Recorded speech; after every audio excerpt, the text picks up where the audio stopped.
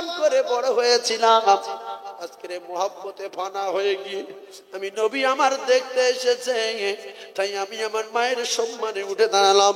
ইনি আমার পেটে ধরা মা না, ইনি যিনি এসেছিলেন ইনি হলেন আমার দুধ মাতা হযরতে মা হালিমাতুস সাদিয়া। জোরে বলুন, আরো জোরে বলুন সুবহানাল্লাহ। নবী যদি দুধ মায়ের দেখে উঠে দাঁড়ায়, জাতির কলঙ্ক, তুমি তোমার পেটে ধরা মায়ের দেখে কেন উঠে দাঁড়াও না? একজন আছে, আজ থেকে মা যতক্ষণ সামনে আসবে আমি উঠে দাঁড়াবো, বিছনায় থাকলে উঠে দাঁড়াবো, বাপ আমার সামনে আসলে উঠে দাঁড়াবো, খাটে বসে থাকলে নিচে নামবো, শুধু মা বাপের কাছে দোয়া নেওয়ার জন্য। এরকম একজন পুরুষ বেঁচে আছে এর ভিতরে, উঠে দাঁড়াবে? দেখো জান্নাতি লোক, জান্নাতি লোক বুঝেছে যে মা বাপের সম্মান আল্লাহর ওলির চেয়ে বেশি। তার সন্তানের কাছে মা বাপের সেবা করা, মা বাপের খিদমত করা আমার আল্লাহ ফরজ করে দিয়েছে। আর শুনছেন একটা মেয়ে নিলে ভগ্নুমবাজি করার জায়গা না, কিয়ামত পর্যন্ত ক্যাসেট গুলো চলবে। মেনে তাহলে বুড়ো বুড়ি বাদ দিলে খুব সুবিধা হবে না বিপদ বাড়বে? যে ছেলে মা বাপকে আলাদা করে দিয়েছ, কাল সকালবেলা 10 টাকাতে টেপ কিনে বুড়ো আঙুল মেরে 1 সপ্তাহ ঘরো। কলিজার টুকরা ভাইরা আমার, ঠান্ডা মাথায় বোঝেন বুড়ো আঙুল টেপ মারবেন। এইবারে চলেন আল্লাহ নবীর জামানার এক ঘটনা কেতাবে লেখা আছে। এই যে কবর জিয়ারত করা কিছু মানুষ বলে চলবে না, বিরাট মুখু, এর বাপ মুখু, এই গান্ডু, কবর জিয়ারত করা চলবে না। কোন কেতাবে লেখা আছে? তোর বাপের ডেকে লিয়া রাসূলুল্লাহ কবর জিয়ারত করেছে, তার সাহাবায়ে কেরামদের করতে বলেছে, তামাম উম্মতেরা করবে, কিন্তু বলছে কবর জিয়ারত করা হারাম।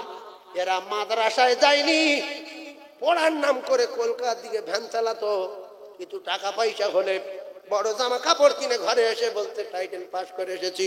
যদি মাদ্রাসায় পড়তো কবর জিয়ারত করা হারাম বলতো না।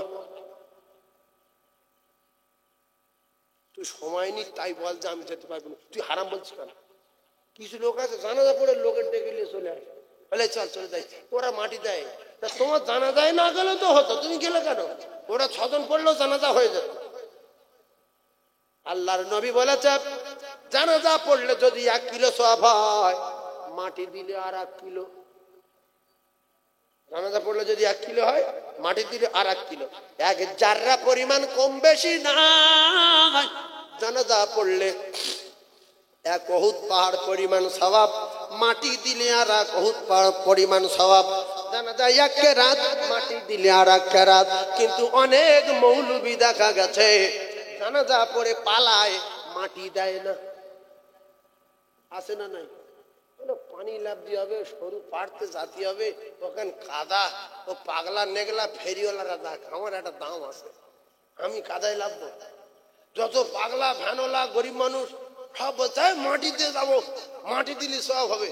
আরে বড় জামা এ শুধু লোকের বলছে চল চলে চা খাইছে, চা খাইছে। এই কসমকে নবীর মেম্বারে বলে গেলাম, জানা যায় যদি 1 কিলো হয়, মাটি দিলে আর 1 কিলো। জানা যায় যত মাটি দিলে তত।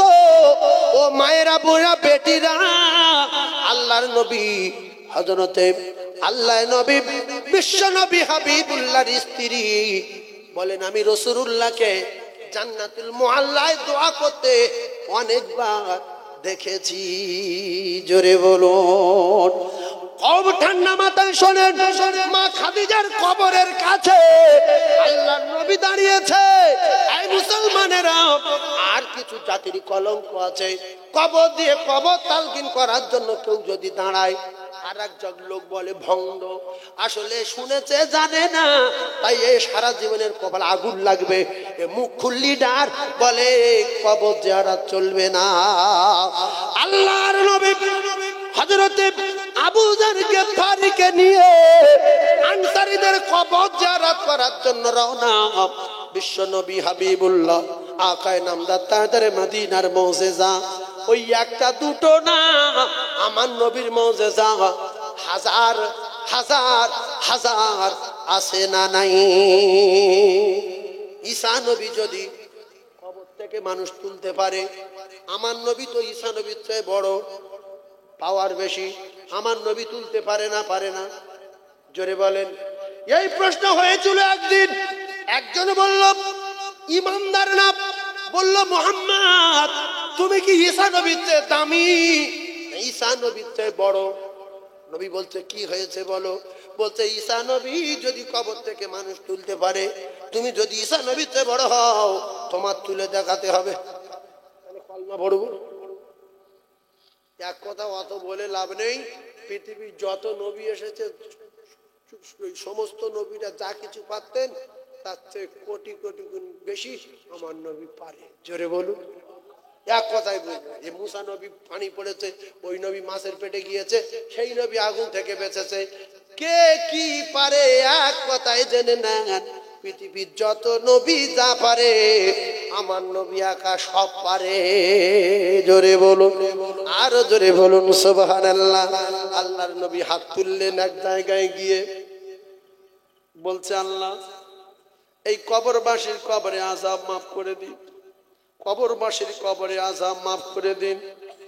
আল্লাহ বলে জিবরিল তুমি এই মুহূর্তে চলে যাও, আমার দোস্তকে কাঁদতে নিষেধ করো। কারণ ওই যে কবরের কাছে হাত তুলে কাঁদে, ওই কবরে একটা জোয়ান ছেলে শুয়ে আছে, ওর কপালে আগুন লেগেছে, ও আগুন কিয়ামত পর্যন্ত আর লিখবে না। দোস্তর কান্না আমি আল্লাহ সহ্য করতে পারি না, তুমি জলদি করে নিষেধ করো জিবরিল। আল্লাহর জিবরিল এসে বললেন ইয়া রাসূলুল্লাহ আপনি কাঁদবেন না, কাঁদবেন না, ও আগুন জ্বলবে। পুলিশের সঙ্গে যার ভাব থাকে, এই যে পুলিশগুলো আপনার মালঞ্চ বলুন আর মঠবাড়ি বলুন, পুলিশ থাকে রাত্রে গাড়ি ধরে, ওদের ড্রাইভার গুলো দেখবেন ওদের বাড়ি বৃদ্ধি বেশি। এই কথা ঠিক না?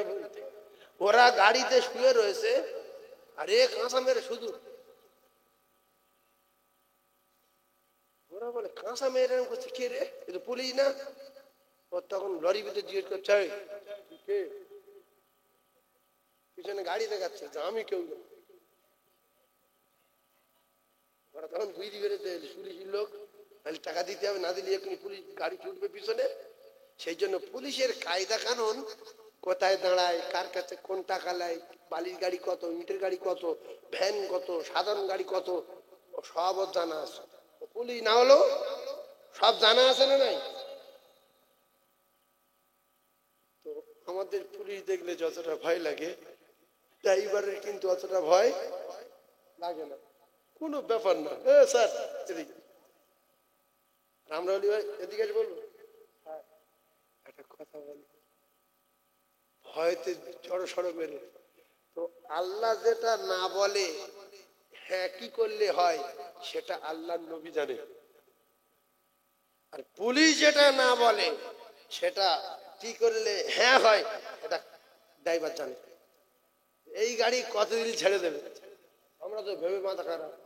ফার্স্টে বলছে 1.5 লাখ টাকা দিয়ে, এই মোটর সাইকেল ধরে বলছে 700 টাকার খেয়ে দেবো, সেই বেশ 20 টাকা দিয়ে ছেড়ে দেবে। আর ধরলে ফাঁসাবে, হয় বলবে জোরে চালাচ্ছিলিস, আর নাই বলবে বুট কই। এই জন্য চিল পড়লে মুরগির বাচ্চা যদি না পায়, পায়ের দিকে লক্ষ্য করে দেখবেন কুটি আছে, আছে না? ওরা ধরলে 10 টাকা দিতে হবে। ভাইজান আমার, আল্লাহ নবী নিষেধ করলো কে? শুনছে দেখ মানুষ, পুলি নাকি আল্লাহ নবী নিষেধ করছে? আল্লাহ নিষেধ করেনি যে জিবরিল বলছে দোস্ত যেন কাঁদেন, আমার সহ্য হয় না, তুমি নিষেধ করো আগুন জ্বলবে। একটু পুলিশ গেল বলেছি, আল্লাহ নবী পুলিশ, কোন পুলিশ নবীর কাছে পারবে? ভাইজান আমার বাবাদের, আল্লাহর নবী যখন আমার আল্লাহর নবীর কাছে জিবরিল বললেন ইয়া রাসূল রাসূলুল্লাহ কাঁদবেন না, আমার আল্লাহ নিষেধ করেছে হবে না। এখন নিষেধ করেছে আল্লাহ, তার দোস্তর বলছে হবে না। দোস্ত যেটা জানে জিবরিল আলাইহিস সালাম বলতে পারবে না। বললো তুমি যাও, আমি দেখি কি হয় না হয় দেখি, তুমি যাও। ফাঁক বোঝে না, বোঝে না কোন ফাঁক আছে। আবু যার গেফারিকে নবী বললেন, আবু যার রে, আল্লাহ আমার নিষেধ করেছে তো কি হয়েছে, কায়দা আমার জানা আছে, আমি যাও না। কি কায়দা? আল্লাহর নবী বললেন, আবু যার গেফারি, এই জন ছেলেটার হয় মা আর নাই বাপ, দুটোর একটা, কেউ বেঁচে আছে কি খবর লাগাও দেখি আগুন কি করে জ্বলে। সুবহানাল্লাহ বলে, আরো জোরে বলে। হযরতে আবু যার গেফারি রাদিয়াল্লাহু তাআলা দৌড়ে চলে গেলেন গ্রামে। খুঁজে খুঁজে খুঁজে খুঁজে খবর পাওয়া গেল এই যুবকের আব্বা দুনিয়ায় নাই, বেঁচে আছে রে গর্ভধারীর মা, জনম দুঃখী নারী ছেঁড়া মা, কিন্তু চলতে হাঁটতে তেমন পারে না। আল্লাহর নবীর কাছে এসে বললেন, নবী বললেন, আবু যার গেফারি, ওই যুবকের মা বেঁচে আছে, বিদ্যা হয়ে গেছে। বলে হ্যাঁ। বলছে মাকে ডাকো। মাকে ডাকা হলো। রসুল বললেন, মা এই যে কবরটা দেখা যাচ্ছে কার? বলছে, ইয়া রাসূলুল্লাহ, ওইটা আমার কলিজার টুকরা বেটার কবর, আমি পেটে ধরা মা। নবী বললেন, মা এই যুবকের কবরে আগুন জ্বলছে, আমি রাসূলুল্লাহ কথা দিলাম মা, তুমি যদি হাত তুলে কাঁদো আমার আল্লাহ তোমার বেটার কবরে আগুন নিভিয়ে দেবে। জোরে বলুন, খুব ভালো করে বাজে, খুব ভালো করে বাজে। আল্লাহ নবী বললেন, মা তুমি যদি হাত তুলে কাঁদো মা, আল্লাহ তোমার বেটার কবরে আগুন নিভিয়ে দেবে। বুড়ি মা বললেন, ইয়া রাসূলুল্লাহ আপনি কাঁদেন, কিন্তু নবী কেঁদেছে বুড়ি জানে না। নবীকে বললেন, আপনি কাঁদেন। নবী বললেন, বুড়ি মা আমি কাঁদবো না, আপনি কাঁদেন। বুড়ি মা বললো, আমি কাঁদবো না। বলছে, ছেলের কবরে আগুন জ্বলছে। বুড়ি বলছে, আমি জানি। নবী অবাক হয়ে গেলে, কলিজার টুকরা বেটার কবরে আগুন জ্বললে মা কেন হাত তোলে না? মায়ের কলিজায় এমন একটা মেশিন বসানো আছে, বাচ্চা সামদেশে থাক সিরিয়ার জমিনে থাক, বাচ্চা যদি কোনো বিপদে পড়ে যায় বিনা ফোনে বিনা তারে সবার আগে আমার আল্লাহ মায়ের কলিজায় খবর দিয়ে দেয়। জোরে বলো, আরো জোরে বলুন সুবহানাল্লাহ। ও রাসূল প্রেমিকেরা, বিশ্বনবী হাবিবুল্লাহ বলেন, মা তুমি হাত তোলো। বলে হবে না। বলে কেন মা? মায়ের কলিজায় তো আল্লাহ অনেক দয়া দিয়েছে, বাচ্চার কবরে আগুন জ্বললে মা কেন হাত তুলবে না? বুড়ি বলছে, আমি গেলাম, আপনি দোয়া চান, আপনি দোয়া চান। ওই যে আগুন জ্বলছে নিভবে না, আপনি দোয়া চান না, নেবানো যাবে না, আগুন নিভবে না। নবী বললেন, মা তুমি একবার হাত তোলো দেখি আগুন নেবে কিনা। মা বলে হবে না। রাসূল বলে, একবার হাত তুলে তো দেখো না। বুড়ি বললেন, না আমি গেলাম। নবী বললেন, মা একটা কথা কি বলে যাবে, বাচ্চার কবরে আগুন জ্বললে মা কেন হাত তুলবে না? বুড়ি বললেন, ইয়া রাসূলুল্লাহ ইয়া হাবিবাল্লাহ, আমি বুড়ি মা ঠিক মতো কাজ করতে পারি না বলে, ঠিক মতো চলাফেরা করতে পারি না। আমার এই ছেলে একদিন আমার লাঠি দিয়ে পেটাচ্ছে, ইয়া রাসূলুল্লাহ হাতে ধরি ছাড়ে না, পায়ে ধরি ছাড়ে না, এত পিটা পিটিয়েছে আমার টোটাল বডি ঝাঁঝরা করে দিয়েছে। ইয়া রাসূলুল্লাহ আমি কোন রাজা বাদশার কাছে বিচার দেইনি, আমি আসমানের মালিকের কাছে বলেছি, মালিক আমি যারা 10 মাস 10 দিন পেটে ধরেছি, কত আচার পাচার খেয়েছি প্রসবকালে, ওগো মালিক আমার ঝাঁঝরা করে দিয়েছে। আমার বাচ্চার আমার আগে মৃত্যু দেন, আমি ওর কবরটা দেখব, ওর কবরটা দেখব, মৃত্যু দেন। আল্লাহ মায়ের দোয়া নেবেন না, নেবেন না। আল্লাহ ওই যুবকের মৃত্যু দিল। মা খুশিতে বাগ বাগ হয়ে গেল। ওর কবরের পরে ইয়া রাসূলুল্লাহ,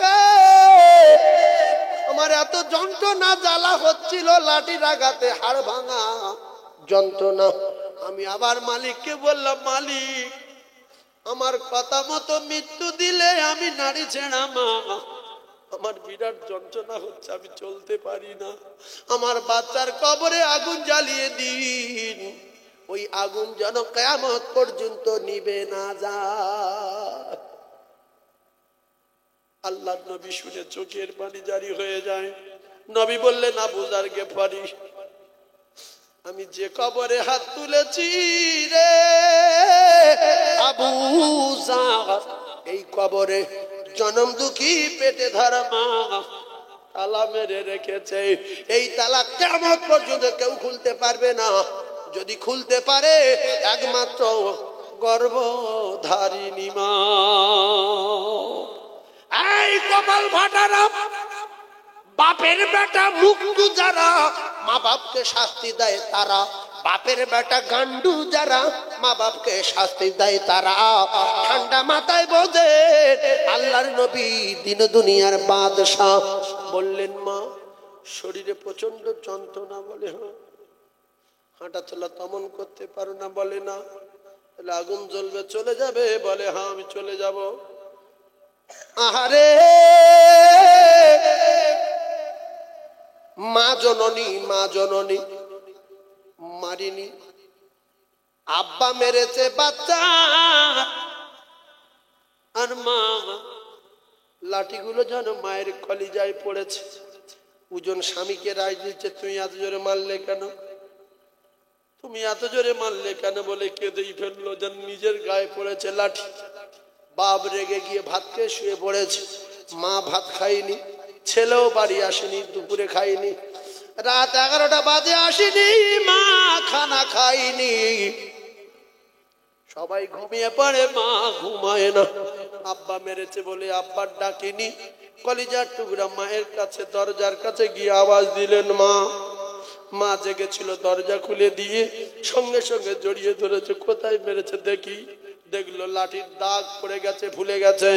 মা তেল দেয় আর কাঁদে, রে বেটা তোর যখন মারছিল কলিজায় আমার আঘাত লাগছিল, তুই খানা খাসনি, আমি খাইনি। সবাই যদি দরজা বন্ধ করে রাখে, মা আওয়াজে মা দরজা না খুলে থাকতে পারে না। নবী বললেন, মা এই ব্যাপার, বলে হ্যাঁ। চলে যাবে, বলছে হ্যাঁ। কিতাবে লেখা, নবী বললেন, মা তোমার হাতের লাঠিখানা আমার কাছে দাও, আর একটা বার ঘুরিয়ে ধরি কবরের দিকে, তুমি লাঠির মাথায় কানটা দাও, আর সোজা বাড়ি চলে যাও, দোয়া চাইতে হবে না। কিতাবে লেখা আল্লাহ নবীর মুজিজা। বিশ্ব নবী লাঠি ঘুরিয়ে ধরলেন, বুড়িমা লাঠি কানি দিয়ে বহুদিন বাচ্চার গলার আওয়াজ শুনতে পাইনি। লাঠির ভিতর থেকে আওয়াজ আসছে, মা তোমার ক্ষমা দিন। বুড়িমা বহুদিন বাচ্চার গলার আওয়াজ শুনতে পাইনি রে, কবর থেকে আওয়াজ আসে, মা তোমার জাহান্নামের আগুন মা। এজন্য দেখবেন প্রসব কালে ওই ধাত্রী মায়েদের জিজ্ঞাসা করবেন, নার্সদের জিজ্ঞাসা করবেন, বাচ্চা প্রসব করে মায়ের বুকে টাচ করায়, তোর বাচ্চা তোর কোলেলে, এই নিতে শোনা। মা বলছে, আমার প্রসব বেদনা 3 ভাগ ভুলে গেলাম। বাচ্চা যখন কোলে উঠে মা বলে কাঁদে, মা প্রসব ব্যথা ভুলে যায়। এক কিতাবে লেখা আছে, কবর থেকে আওয়াজ আসছে বুড়িমার কানে, মা ক্ষমা দিন, ও মা ক্ষমা দিন, ও মা ক্ষমা দিন, মা ক্ষমা দিন। কিতাবে লেখা আছে বুড়িমা বহুদিন আওয়াজ শোনেনি, চোখের পানি জারি হয়ে যাচ্ছে। হঠাৎ করে লাঠি ফেলে দিয়ে ডুগরে কেঁদে উঠলেন, ইয়া রাসূলুল্লাহ, ইয়া হাবিবাল্লাহ, বহুদিন আমি আমার বাচ্চার আওয়াজ কানে শুনি না, আমি লাঠির মাথার থেকে শুনতে পাচ্ছি, কবর থেকে আওয়াজ আসে, মা ও মা ক্ষমা দিন, ক্ষমা দিন, জাহান্নামের আগুন সহ্য করতে পারি না মা।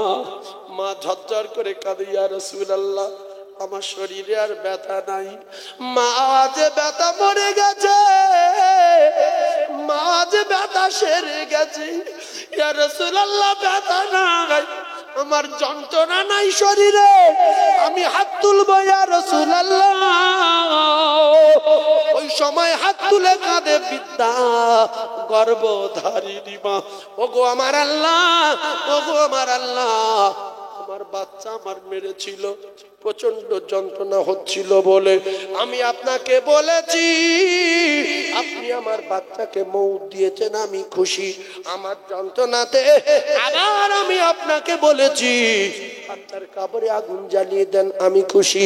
ওগো আমার আল্লাহ, দরবারে দোয়া চাই, আপনি আমার বাচ্চার, আমি আমার বাচ্চার উপরে রাজি হয়ে গেছি, আমার বাচ্চার কবরে আগুন নিভিয়ে দিন, আমি আপনার বিদ্যা বান্ধি, আমার ফিরত দেবেন না, বাচ্চার ক্ষমা দিন, বাচ্চার ক্ষমা দিন, ক্ষমা দিন, ক্ষমা দিন।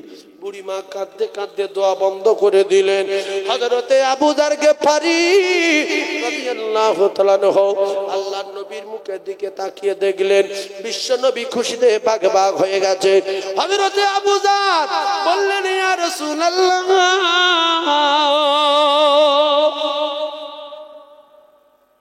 দীর্ঘ সময় ধরে আপনার মনটা মরা মতো দেখছিলাম, এখন দেখি খুশিতে বাগে বাগ, ব্যাপারটা কি জানতে চাই।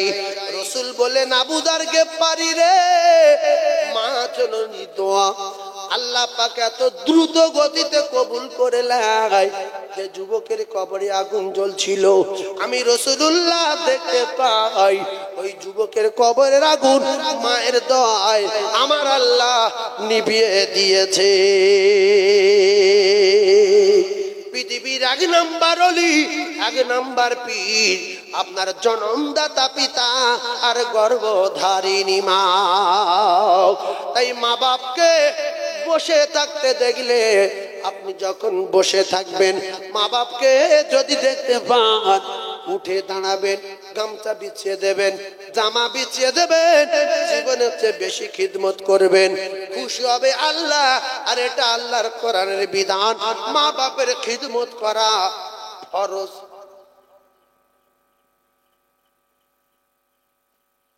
ফতোয়া দেবেন, যদি হিন্দু হয়, যদি খ্রিস্টান হয়, যদি মুসি হয়, যদি গাঁজা খায়, যদি কোরআন মানি না বলে, তবুও শুধু একটা কথা মানা যাবে না, যদি বলে মা তুমি নবী মেনো না, কোরআন মেনো না, এরপরে ওই মা বাপকে বোঝাতে হবে। যদি মা বাপের হুকুম মানা ফরজ হতো, তাহলে আবু হুরায়রা ঈমানের কলমা পড়তে পারতো না। মা বাপের খিদমত করা ফরজ, হুকুম মানা না। আর মা বাপ যদি হুকুম করে আজ থেকে কোনোদিন নামাজ পড়বি না, মানা যাবে না।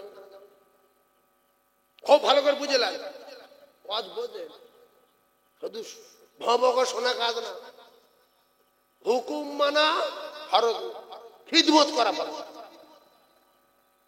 ভাইজান আমার, মায়েরা তো পাওয়ার আল্লাহ দিয়েছে, মা জননীর দাপট কত একটুখানি শুনেলেন। উচ্চ স্বরে একবার তাকবীরে ধ্বনি দেন, নারে তাকবীর। সবাই বলে পোলপাড়াতে গোশ খাইলেছেন, হদ্দ গোশ, প্রত্যেক আত্মীয়র বাড়ি গোশ। জোরে তাকবীর দেন, নারে তাকবীর। সবাই বলেন নারে তাকবীর। আল্লাহু আকবার যে বলছে না, এর বিচার কোথায় হবে? কিয়ামতের মাঠে। কি হবে? তখন আপনি বুঝতে পারবেন যে যে সময়টা আমার আল্লাহু আকবার বলতে বলেছিল সেই সময়টা চুপ করেছিলাম। কসম খেয়ে নবীর মেম্বারে বসে বলছি, যতদিন বেঁচে থাকবেন এই সময়টার ফিরিয়ে আনা আপনি পৌঁছতে যাবেন। হয়তো ভাবছেন যে আমার এত টাকা পয়সা, দুটো তিনটে মোটর সাইকেল, ফের আল্লাহু আকবার বলবো? ও পাগলা পাগলা লোক বলবে। এই জন্য মসজিদে দেখবেন অধিকাংশ গরিব লোক নামাজ পড়তে যায়। একটা প্রধান, একটা এমএলএ, একটা এমপি, একটা লয়ার, একটা জজ, একটা উকিল, একটা প্রফেসর, এদের পাবেন।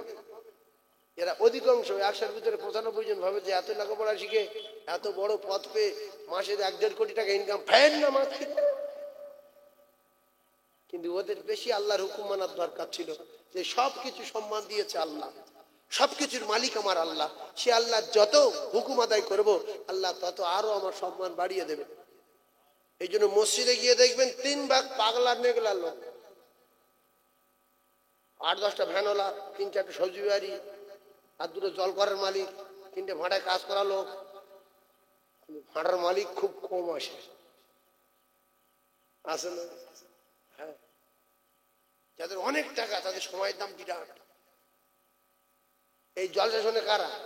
পাগলা নেগলা লোক, গরিব লোক, অ্যাডভেস্টারের বাড়ি, আর যাদের বড় 4 চাকা গাড়ি, বুলেট আসছে, খাচ্ছে, শেষা করে বেরিয়ে পড়ছে, যাওরা জলের সঙ্গে বুলেট গাড়ি ফের জলসা সঙ্গে, 4 চাকা ফের জলসা সঙ্গে জল বেরিয়ে যাচ্ছে। বহু নামি দামি লোক পোল ভাড়ায় আসে, কিন্তু জলসায় বসে কম। ওরা জানে যে এত ধনী লোক, আমার দোস্ত এত ধনী, ফের জলসা শুনবো, বড় খেয়ে পালাইছে। এই জন্য জলসা শোনা, নামাজ পড়া, এই রোজা রাখা, এই খুব মানে নেগলা বগলা লোকের বেশি কাজ।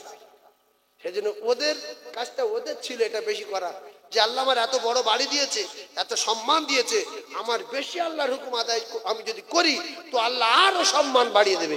এজন্য আল্লাহ বলেছেন, কুলিল্লাহুম্মা মালিকাল মুলকি তুতিল মুলকা মান তাশা ওয়া তানজিউল মুলকা মিম্মান তাশা ওয়া তুইজ্জু মান তাশা ওয়া তুযিল্লু মান তাশা বিয়াদিকাল খায়র ইন্নাকা আলা কুল্লি শাইইন কাদির। বিশ্বাস করেন আল্লাহ মুহূর্তের মধ্যে বাদশাকে বিক্রি বানাতে পারে কিনা? কথা বলে কি করে পারবে? আপনারা বলছেন পারে। ধরুন মালঞ্চটা সব একটা লোকের, আর মালঞ্চে যত গাড়ি আছে 1-1.5 লাখ সব তার একার, তাই 1 সেকেন্ডে ফকির কি করে করবে? হ্যাঁ তো বলে দিল। জমি জায়গা বিক্রি করে টাকাগুলো গুনে একজনের দিক কম্পিউটার মেশিনে 10 মিনিট লাগুক, সেকেন্ডে কি করে ফকির করবে? একটা ব্রেন খাটিয়ে বলেন না। যারা ধনী লোক ভাবে যে আমার এত জমি মালঞ্চ সব আমার একা, আর 2.5 লাখ শুধু গাড়ি, লরি, ট্যাক্সি ফ্যাক্সি মিলিয়ে সব বিক্রি করে একজনের দিয়ে আমি ফকির হবো, তা ভালো হয়েছে। টাকা কম্পিউটারে গুনে দিয়ে অন্তত 10 মিনিট লাগুক, তারপর ফকির হয়। আল্লাহ বলে, লাকাদ খালাকনাল ইনসানা ফি আহসানি তাকওয়িম। আমি আল্লাহ পাক তোর মাথার চুল থেকে নিয়ে পায়ের নখ পর্যন্ত যেখানে যা কিছু লাগিয়েছি আমি আল্লাহ পাক পছন্দ করে করে লাগিয়েছি, অতি সুন্দর করে লাগিয়েছি। তোর জমি বিক্রি করার আগে, গাড়ি বিক্রি করার আগে, টাকা গোনার আগে যে শিরাটা টান মারলে তুই পাগল হয়ে যাবি, তোর মাথায় রক্ত উঠে যাবে, যন্ত্রণায় অস্থির হয়ে নাইন হয়ে পায়খানা করে খাবি, সেই শিরা আমি আল্লাহ চিনি। সেই শিরা কে চেনে? আল্লাহ চেনে না? চেনে না? তা আপনার জমি বিক্রি করার আগে, দোকান বিক্রি করার আগে, টাকা গোনার আগে আপনার মেন শিরা ধরে টান মারবে, সঙ্গে সঙ্গে মাথা রক্ত ভরে যাবে। গিন্নি চিনতে পারবে না, মঠবাড়ি চিনতে পারবে না, টাকা চিনতে পারবে না, জ্বালা চোটে নিজে পায়খানা করে নিজে খাবে। আল্লাহ বলেন, ইন্নাল্লাহা আলা কুল্লি শাইইন কাদির, আমি এরকম পারি। কিসের অহংকার? কথালা বাড়ি পাথর কত টাকার জ্বালায় আগে ফিশারি জলকরের পাড়ে পায়খানা করেছে, পাশায় ঢিল পড়তো, পাতায় ঘাস পড়তো, পাশা উঁচু করে পায়খানা করছে। এখন টাকা জ্বালায় ঘরের ভিতরে সিমেন্টের নেট করে সেই নেট চটিয়ে মার্বেল দিচ্ছে, বলছে দে পায়খানা করতে হচ্ছে, পায়খানা এত টাকা নেটে হাঁকবো, মার্বেলে হাঁকবো। আবার বলছে হবে না, ওই সোনালি কালারের যে প্যান্ট পাওয়া যায়, সোনালি কালার উঠিয়ে একটু পায়খানা ফিরতালি মনটা ঠান্ডা হতো। টাকা ধরে না বলে কলকাতায় গিয়ে 2 তলা 3 তলা বাড়ি ভাড়া করে সেখানে উড়িয়ে দিয়ে আসছে। আল্লাহু আকবার। আল্লাহর জমিনে বসবাস করিস, আল্লাহর আসমানে বসবাস করিস, আল্লাহর সূর্যের বসবাস করিস, চলাফেরা করিস, আল্লাহর অক্সিজেন টানিস, সে আল্লাহর হুকুম আদায় করার জন্য একটু মসজিদে গেলি না, আল্লাহর কোরআনকে প্রচার প্রসার করার জন্য 2-1 লাখ টাকা দিলি না, মোটা বান্ডিল নিয়ে কলকাতায় গেলি, 2 তলা 3 তলা বাড়ি ভাড়া করলি, যত লাভ হবে তত টাকা, যত লাভ হবে তত টাকা। বাপরে বেটা, আল্লাহ বলছে অন্ধ করে দেবো। বহু বড় লোক অন্ধ হয়ে গেছে, ভেলোরে গিয়ে বলছে ডাক্তার 2টো চোখ যদি ফিরিয়ে দেন 200 কোটি টাকা দেবো। বলছে 2000 কোটি দিলে আর হবে না, অন্য কায়দায় শিরা মরে গেছে।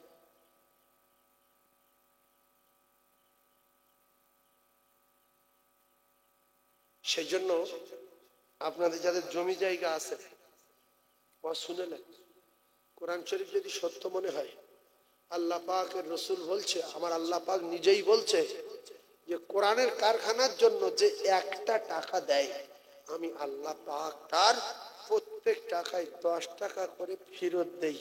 সুবহানাল্লাহ বলেন। আল্লাহ রসুল বললেন যারা দেবে আমার ঘরে, আমি আল্লাহর নবী বলছি, আমার আল্লাহ তাদের দোস্ত হয়ে যাবে। জোরে বলুন। নবী কোনদিন চাঁদা তুলেছ কি? হার হালতে সবসময় নবী চাঁদা তুলেছে। আল্লাহ পাক রসুলকে চাঁদা তুলতে বলেছে, আল্লাহ রসুল চাঁদা দিয়েছে। কিন্তু বর্তমান সমাজে কিছু জাহান্নামী লোক আছে, এরা চাঁদা বিরোধী। জাকাত 60,000 টাকা, শোনেন 60,000 টাকা জাকাত, শুনে যান, দিয়েছে 10,000 টাকা। জাকাত কত দিয়েছে? 10,000। আর মোবাইলে তুলেছে ভিডিও করে, আল্লাহ এই যে ফকির মিসকিনের কাপড় দিতে পারলাম, এবছরে এতগুলো কাপড় দিলাম, আমার খুব ভালো লাগছে, আমার খুব ভালো লাগছে, এতগুলো ফকির মিসকিন। কিন্তু টাকা দেওয়ার কথা ছিল 60,000, দিয়েছে 10,000। আলহামদুলিল্লাহ, খুব ভালো লাগছে। ওই 40,000 টাকার কালকৌটো সাপটা কে দেবে? ওই যে 50,000 টাকা তুমি দাওনি, আল্লাহর কসম ওটা তোমার মাল, তোমার কাল সাপ হবে। তোমার শুধু কপালে চবল মারবে যে আমি তোর মাল, আজ তোর কপালে আগুন জ্বালাবো। 100-র ভিতরে 90টা মুসলমান ধনী লোক জাকাত দেয় না, যদিও দেয় 10 লাখ টাকা জাকাত হলে 25,000 দেয়, 1 লাখ দেয়, দিয়ে ঘাম দেখায়। এবছরে প্রচন্ড শাড়ি দিলাম, এবছরে বহু ফকিরকে দিলাম, আলহামদুলিল্লাহ আমার খুব ভালো লাগছে। আল্লাহু আলিমুম বিজাতিস সুদূর, না বলা কথা বুঝতে পারেন যিনি, তিনি হলেন আমার আল্লাহ। এবছরে 4টে ছেলে পাগড়ি পেয়েছে, আপনাদের কি ভালো লাগলো না? দোয়া কুনুত জানি না, সূরা ফাতিহা সই জানি না। আজকের পোলপাড়া মাদ্রাসার 10টা ছেলে কোরআনের পাগড়ি পেল, আমাদের কি ভালো লাগে না? যার ভালো লাগে তাকবীর দিয়ে দেখান, নারে তাকবীর। কিছু লোকের ভালো লাগে না, কিছু বলে বিচার আল্লাহ করবে। তাকবীর দেন, নারে তাকবীর। যাদের কোরআনের হাফেজদের দেখে ভালো লেগেছে তাকবীর দেন, নারে তাকবীর, নারে তাকবীর। আল কোরআনের আলো, জোরে বলেন আল হাদিসের আলো, নারে তাকবীর। একবার কলমা পড়েন লা ইলাহা, ভক্তি ভরে পড়েন লা ইলাহা, লা ইলাহা ইল্লাল্লাহু মুহাম্মাদুর মুহাম্মাদুর রাসূলুল্লাহ সুবহানাল্লাহ ওয়ালহামদুলিল্লাহ লা ইলাহা ইল্লাল্লাহ লা ইলাহা ইল্লাল্লাহ মুহাম্মাদুর রাসূলুল্লাহ। এই যে একটা কথা শুনে না, রাসূলুল্লাহ একটা হাদিস বলছি, ভালো করে খেয়াল করবেন। একটা হাদিস শুনে যাবেন। আল্লাহ রসুলের এক সাহাবীর বাচ্চার গাছের গায়ে বেঁধে রেখেছে। কে বেঁধে রেখেছে? বাপ। কোথায় বেঁধে রেখেছে? গাছের গায়ে। আল্লাহর নবী গিয়ে বললেন, বাবু তোমার বেটার গাছের গায়ে বেঁধে রেখেছো কেন? জীবনের মতো মুখস্থ করলেন। সাহাবী বললেন, ইয়া রাসূলুল্লাহ, ওই ইহুদির বাগানের খেজুর গাছটা আমার উঠোনে হেলা হয়ে আছে। আমি গরিব মানুষ, কাজ করতে যাই, আর ওর মায়ের এমন পোশাক নাই যে সবসময় বাইরে বার হবে, তাই ওর বেঁধে রেখে যাই। এজন্য ও যেন ওই গাছের পড়ে যাওয়া খেজুর গুড়িয়ে মুখে না দিতে পারে, এজন্য আমি বেঁধে রেখে যাই। কারণ কোরআনে বলা আছে, ইয়া আইয়ুহাল্লাযীনা আমানু কু আনফুসাকুম ওয়া আহলিকুম নারা। এই মুসলমান ইমানদার, তুই নিজে বাঁচ, আর তোর বেটারে বাঁচা, তোর বাপের বাঁচা, তোর মায়ের বাঁচা। ইয়া রাসূলুল্লাহ হে, তাই আমি আমার কলিজার টুকরা বেটার জাহান্নামের আগুন থেকে বাঁচাবো বলে বেঁধে রেখে যাই। আল্লাহ রাসূল বলেন, লা ইয়াদখুলুল জান্নাতা জাসাদুন গুযিয়া বিল হারাম। ওই শরীরটা জাহান্নামে যাবে, জান্নাতে যাবে না, যাবে না, যাবে না। যে একটা বাগদা চুরি করে খায়, একটা ভেটকি চুরি করে খায়, যে না বলে ছিপ পেলে চুরি করে খায়, আটল ঝেড়ে খায়, এর কপাল আগুন লাগবে, এর শরীর জাহান্নামে যাবে। লা ইয়াদখুলুল জান্নাতা জাসাদুন গুযিয়া বিল হারাম। যদি বলেন মানি না, আপনার ঠিকানা জাহান্নাম হবে। এখানে কেউ কার পিঠের থেকে মাছ চুরি করে খাওয়া লোক আছে? হাত তোলার দরকার নেই। সে ভাবুক, ভেটকি মাছ টাউ টাউ করছিল, ধারে এসে 1.5 কেজি ওজন। কাকা নামাজ পড়ে যাওয়ার সময় দেখতে পেয়ে টুক করে তুলে লেছে, রোমাল জড়ে সোজা বাইরে চালিয়ে বলতে, এইটা কোট। গিনি বলছে, দাও, আল্লাহ তোমার ভালো করুক, এসব কজন মিলে খাই। যে কজন খেয়েছে সব কটা শরীর জাহান্নাম যাবে। যদি জাহান্নামি না হয়, রাসূলের হাদিস মিথ্যা। ইয়া রাসূলুল্লাহ, আপনি তো বলেছেন লা ইয়াদখুলুল জান্নাতা জাসাদুন গুযিয়া বিল হারাম। ইয়া রাসূলুল্লাহ, ওই ব্যক্তি, ওই শরীর কোনদিন জান্নাতে যাবে না, যাবে না। যে শরীর হারাম রক্তে বড় হয়েছে, মোটা হয়েছে, যে শরীরের ভিতরে হারাম ঢুকে গেছে। বাপ তাহাজ্জুদ পড়ে, মা তাহাজ্জুদ পড়ে, ভোরের বেলা ঝড় হলো রে, রাস্তার সাইডে নারকেল পড়েছে, আম পড়েছে, ছেলেদের ভোরের বেলা তুলে দিল, চলে যা, দুটো নারকেল পাশ কি দেখ, দুটো আম পাশ কি দেখ, দুবেলা ডাল দিয়ে খাবো, নিদেন খাওয়া খাবো, বংশ শুদ্ধ জাহান্নামে যাবো। এই হাদিসে আসে না নাই? ঠান্ডা মাথায় বোঝেন ভাইজান আমার। আল্লাহ নবী দিন দুনিয়ার বাদশার হাদিস একদিকে বললাম, অপরদিকে কোরআন বললাম। ইয়া আইয়ুহাল্লাযীনা আমানু কু আনফুসাকুম ওয়া আহলিকুম নারা। রাসূলুল্লাহর হাদিস হলো, লা ইয়াদখুলুল জান্নাতা জাসাদুন গুযিয়া বিল হারাম। এইবার একটা মজার কথা শোনেন। কটা নারী পৃথিবীর 1 নাম্বার সুন্দরী বলেছিলাম? বলেছি কটা বলেছি? 4টে বলেছি? একটা বলেছি। যে বলেছি 1 নাম্বার বিশ্ব সুন্দরী হলো মা হাওয়া, আর 3টে বলিনি। 4টে নারী বিশ্ব সুন্দরী, একটার নাম বলেছি। দ্বিতীয় নারীটার নাম হযরতে হযরতে জান্নাতের রানী ফাতিমা। দ্বিতীয় নারী আর 3 নম্বর বিশ্ব সুন্দরীর নাম হযরতে নবী ইব্রাহিম আলাইহিস সালাতু ওয়াস সালামের স্ত্রী, যার নাম হলো সারা। এই প্রথম স্ত্রী সারা বিশ্ব সুন্দরী নাম্বার 3। চতুর্থ নাম্বার বিশ্ব সুন্দরী হলো হযরতে নবী ইউসুফ আলাইহিস সালাতু ওয়াস সালামের স্ত্রী জুলাইখা। জোরে বলো, আরো জোরে বলো। এই 4টে নাম মনে করে রাখতে পারবে। জলসায় গিয়ে 4টের নাম শুনেছি, ঘাম দেখালে শেখা যায় না, বড় হওয়া যায় না। অনেক লোক ঘাম দেখায়, তাই অনেক কিছু জিজ্ঞাসা করলে বলতে পারে না। তাহলে পৃথিবীর 4টে বিশ্ব সুন্দরীর নাম শুনলেন। এখন প্রত্যেকটা সন্তানের জান্নাত কোথায়? জোরে বলেন, তার মায়ের কদমে তলায়। জোরে বলেন, মায়ের কদমে তলায়।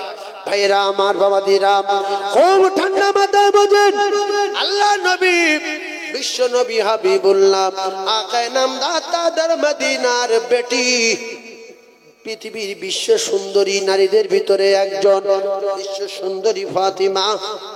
মেরে বসা খাওয়া নাম কেতাবে লেখা রে, হারাম মাল খায় না, চোরের মাল খায় না, চুরি করে খায় না মুসলমান। কত সুন্দর স্বামী দেখেন, পৃথিবীর 1 নাম্বার শক্তিশালী স্বামী, পৃথিবীর বাঘ স্বামী। জীবনে রাস্তায় গিয়ে লরি ছিনতাই করেনি, জীবনের টাকাওয়ালাদের রাস্তায় আটকায়নি। পৃথিবীর যে মানুষটার গায়ে সবচেয়ে ক্ষমতা বেশি, সেই মানুষটার নাম কি? এই কথা বলে। একজন বলছে হযরত আলী, কেউ কেউ ভাবছে আমার বাপ। দেখেছি তো, বিরাট শক্তিশালী। পৃথিবী যত লোক আছে সব লোক একদিকে, সেটা খোদা আলী একদিকে। হযরত আলীর পাওয়ার বেশি। সুবহানাল্লাহ বলেন।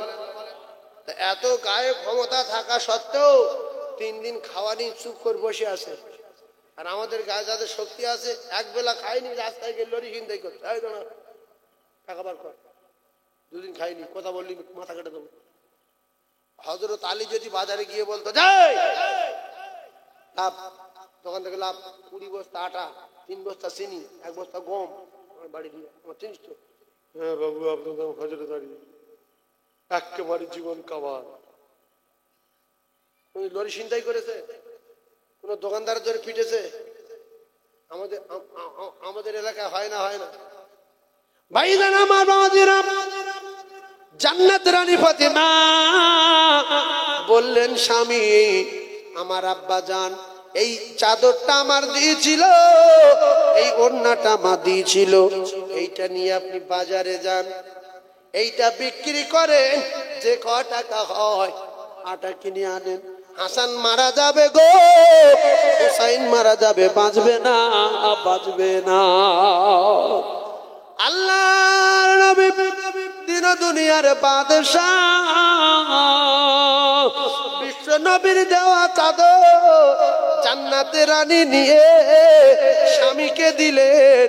তথাপি স্বামীর চুরি করতে বলেনি, লোকের ঘাট টিপতে বলেনি, পকেট মারতে বলেনি। আল্লাহর নবীর দেওয়া চাদর দিয়ে পাঠিয়ে দিলেন। বাজারে গিয়ে 6 টাকা বিক্রি করলেন।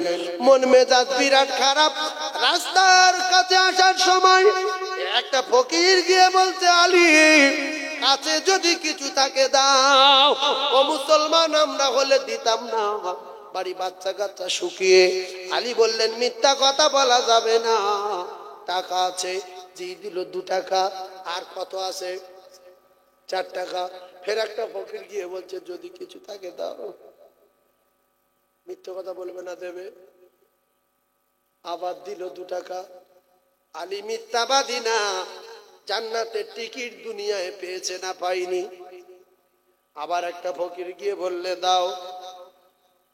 নাই বললেন না, বললে এই লাও। এবার ক টাকা আছে? আমরা বলি, শেষবার যে ফকির চেয়েছে সঙ্গে গুলি করছি, তুই আমার খবর জানিস? এই কার কার টাকা চাইছে? চাইছি আমার কাছে নিচ্ছি। আমার বাচ্চা 3 দিন খাইনি, আমার গিন্নি 3 দিন খাইনি, আমি 3 দিন খাইনি। দুটো ফকিরের 4 টাকা দিয়ে শেষ বেশ 2 টাকা আছে প্যাক বলছি আমি 3 দিন খাইনি তো তুই খাইনি যে তোর বেঁচে তোর কান তোর গুলি করছি আলী দিয়ে মন মেজাজ খারাপ চুপচাপ মেরে গেলেন ওদিক দিয়ে উটওয়ালারা আসছে বলছে উট কিনবে হযরত আলী বললেন আমার পয়সা নাই উটের মালিকেরা বলছে আলী তুমি নবীর জামাই তুমি যদি উট নাও তোমার জন্য ফ্রি তুমি যদি উট লাও তোমার জন্য বাকি দেব বাকি সুবহানাল্লাহ বলেন বলছে বাকি দেবে বলছে হ্যাঁ তা বলছে তাহলে ক টাকা বলছে বড় উটটা তোমার বাকি দেবো 60 টাকা আর তুমি তো নবীর জামাই তুমি নিলেও মিথ্যা কথা বলবে না টাকা না দিয়ে বাড়ি যেতেও পারবে না তুমি তো ফাতেমার স্বামী নবীর জামাই হাসান হোসেনের আব্বা বলছে সেই জন্য বাকি দেবে বলছে বলছে লাও কিন্তু টাকাটা দিয়ে যাও 6 টাকা তো টাকা তো দিয়ে দেবো এত বড় উট বাজারে গিয়েছে টার্গেট নিয়েছে একটু বেশি দাম বলবো আর যা কম দাম বলুক ছেড়ে দেব আমার 2-4 টাকা হলে বাচ্চাদের জন্য আটা কিনে নিয়ে যাব যেরকম গ্রামের লোক গরু হাটে যাওয়ার আগে গ্রাম থেকে গরু নিয়ে যাওয়ার সময় যে গরুর দাম 10,000 তার বলছে 40,000 বাজারে গিয়ে কিন্তু 15,000 টাকায় দেবে কিন্তু গ্রামের লোকের কাছে বলছে 40 ছাড়া গরু বিক্রি হবে না ভাইজান আমার হযরত আলী কাররামাল্লাহু ওয়াজহাহু বাজারে গিয়ে বললেন উটের দাম 60 টাকা ক টাকা 60 টাকা এখন খরিদ্দার তো কমাবে যে না 30 টাকা লাও বা 20 টাকা লাও যেই 60 টাকা বলেছে খরিদ্দার সঙ্গে সঙ্গে 60 টাকা দিয়ে দিয়েছে জোরে বলুন সুবহানাল্লাহ খুশি রে খুশিতে বাগে বাগ হয়ে গিয়ে এই 60 টাকা নিয়ে দৌড়ে চলে আসলেন উটওয়ালাদের কাছে এদের বাকি টাকায় উট কেনা ফিরিয়ে দিল ক টাকা 6 টাকা তাহলে আছে কত 54 টাকা দান করেছিল ক টাকা পেয়ে গেছে ক টাকা 60 টাকা মানজা আবিল হাসানাতি আলাহু আশরু আমসালিহা আল্লাহ বলে 1 টাকা যে দেবে আমি আল্লাহ তার 10 টাকা দেব এইবারে 54 টাকার মাল কিনে বাড়ি আনছে বিরাট মোট ভালো করে আজ বুঝবেন গিন্নি বলছে দাঁড়াও দাঁড়াও আলী বলছে কেন বলছে আমি যে চাদর দিয়েছি ওই চাদরের দাম খুব বেশি হলে 5-6 টাকা হবে কিন্তু আপনি তো 50-60 টাকার মাল আনছেন কোথায় পেয়েছেন কোনো গন্ডগোল থাকলে থাকতে পারে দাঁড়ান এই হলো স্ত্রীর দায়িত্ব স্বামীকে বাঁচানোর স্বামীর দায়িত্ব স্ত্রীকে বাঁচানোর শুধু স্বামী সবার বাঁচাবে আর ওরা কেউ স্বামীর বাঁচাবে না এটা কোরআনের বিধান না ভাইরা আমার বাবাজিরা আল্লাহ নবী দিন দুনিয়ার বাদশাহ বিশ্ব নবী হাবিবুল্লাহ আকায়ে নামদার তাদের মদিনা ফাতেমার বাড়িতে গেলেন কে আমি তোমার আব্বা ফাতেমা যখন প্রথম আওয়াজ দিলেন টুক করে বসে পড়লেন নামাজ পড়ছিলেন সালাম ফেরালেন দরজার পর্দা খানা নিয়ে গায়ে জড়ালেন বলছে কে বলছে আমি তোমার আব্বা দরজা খোলো মা ফাতিমা বললেন আব্বা দরজা খোলা যাবে না আপনি আজকে ফিরে যান বলছে আমি একটু কথা বলবো বলছে ফিরে যান এই মুখ্য নারী জাতির কলঙ্ক নারীরা ফাতেমা কেন পৃথিবীর 1 নাম্বার জান্নাতে রানী জান্নাতে সমস্ত নারীদের সরদারিনী আল্লাহ বানাবে রাসূল বলছে কেন বলছে আব্বু গো আমি আজকে বলছি ফিরে যান রাসূলুল্লাহ ফিরে গেলেন কলিজা টুকরা ভাইরা আমার কিতাবে লেখা ফাতিমা তো তোর আব্বাকে বললেন আব্বা আমি যে আপনাকে ফিরিয়ে দিলাম আপনি আমার বলেছেন কোনো বিষয় কোনোদিন কোনো কারণে যদি স্বামী স্ত্রীর উপরে নারাজ হয় আর ওই স্ত্রী যদি মারা যায় স্ত্রীর ঠিকানা হবে জাহান্নাম। ফাতেমা কোনদিন তোমার জীবদ্দশায় যেন আলী তোমার ব্যবহারে কোনদিন যেন নারাজ না হয়ে যায়। ও ভাবিরা, খালারা, ফাতেমা বললেন আব্বা জান